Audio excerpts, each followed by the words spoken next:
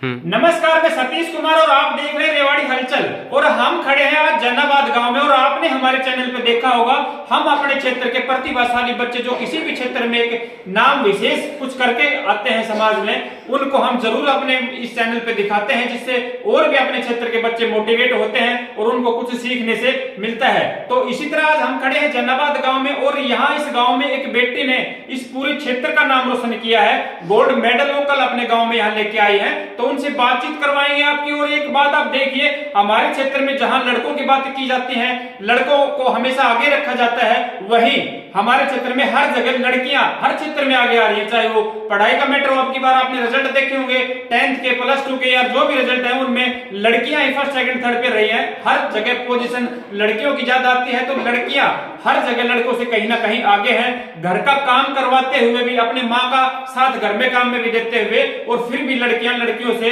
हर क्षेत्र में आगे हैं। तो ऐसा ही काम एक यहाँ जैनाबाद की बेटी कोमल ने किया है, जो गोल्ड मेडल लेके आए हैं हरियाणा में 1 नंबर पे जिन्होंने स्थान लिया है। उस बेटी से हम आपको मिलवाएंगे, बात करवाएंगे कि किस तरह से उन्होंने तैयारी की और आगे क्या उनकी सोच है और क्या वो संदेश एक देना चाहते हैं हमारे समाज में और भी अपनी बहन बेटियों को। तो हम बने हुए हैं उस कोमल के घर पे और बात करवाते हैं आपकी उस बेटी कोमल से।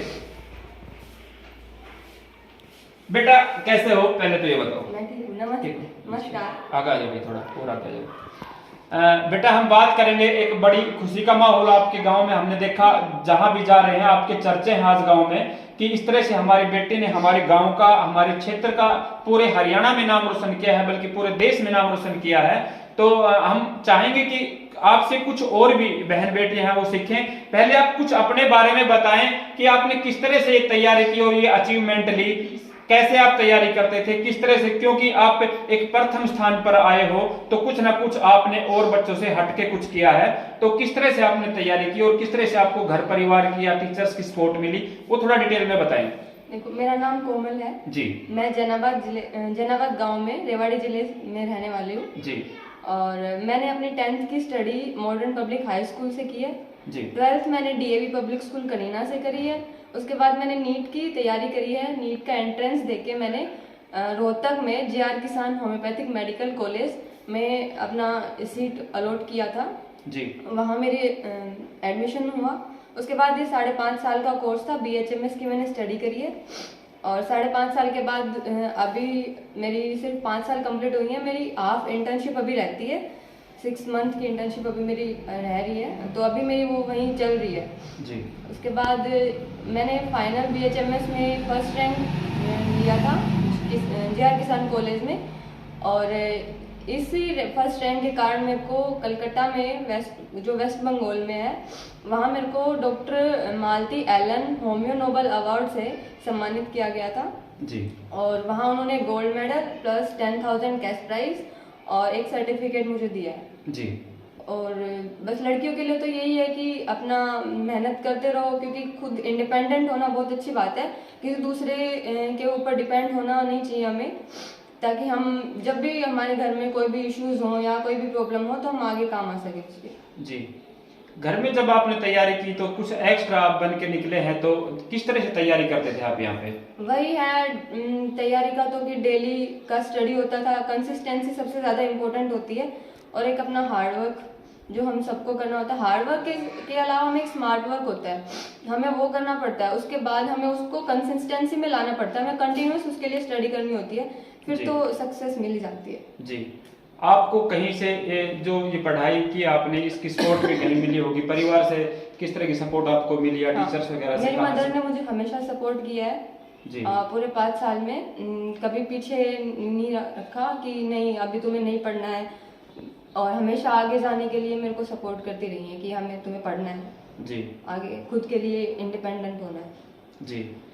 घर में आप बात करें पढ़ाई से हटके तो और किस चीज में आपकी दिलचस्पी है, जैसे घर के कामों में या कुछ और, खेल में या कहीं भी हम बात करें पढ़ाई के अलावा?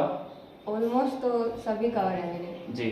मैं ऑलराउंडर हूँ वैसे तो जी। सभी जी। क्या एक संदेश देना चाहेंगे आप जो और भी बहन हैं हमारे क्षेत्र में, कि उनको लड़कों और लड़कियों में फर्क ना करके, या पेरेंट्स को क्या एक संदेश देना चाहेंगे आप? पेरेंट्स को यही है कि लड़कों और लड़कियों में फर्क ना करे, मतलब सबको इक्वल हक मिलना चाहिए ना स्टडी का, तो इसलिए लड़कियों को भी आगे पढ़ने के लिए भेजें, और लड़कियां जो आगे बाहर पढ़ने के लिए जाती हैं वो सिर्फ स्टडी पर ही ध्यान करें।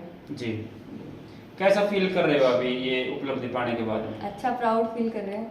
जी, थैंक यू। आपकी मम्मी से बात करना चाहेंगे, उनको बुलाना जरा। जी नमस्ते।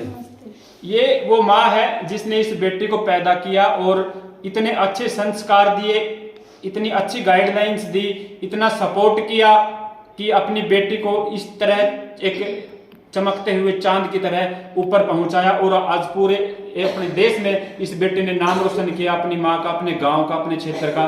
तो हम बात करवाना चाहेंगे इनकी माँ से भी कि किस तरह से आप इस बेटी को सपोर्ट करते थे, और किस तरह की यहाँ दिनचर्या, जब बेटी यहाँ पे रहती थी तो कैसे उनको सपोर्ट भी करते थे, क्या क्या उनको शिक्षा देते थे, या बेटी का क्या यहाँ पे रोल रहता था, किस तरह के कल्चर थे बेटी के यहाँ घर में, काम में या खेल कूद में, किस तरह से ध्यान करते थे, और कैसे कैसे उन्होंने पढ़ाई करते थे, कुछ बताएंगे? जी, आपकी बेटी आज एक बहुत बड़ा नाम करके आई है गांव में, तो आप सबसे पहले तो यही समझाया कि बेटा कुछ हो गया वो हो गया, और अपनी पढ़ाई पे ध्यान दो, और जो होना था हो गया।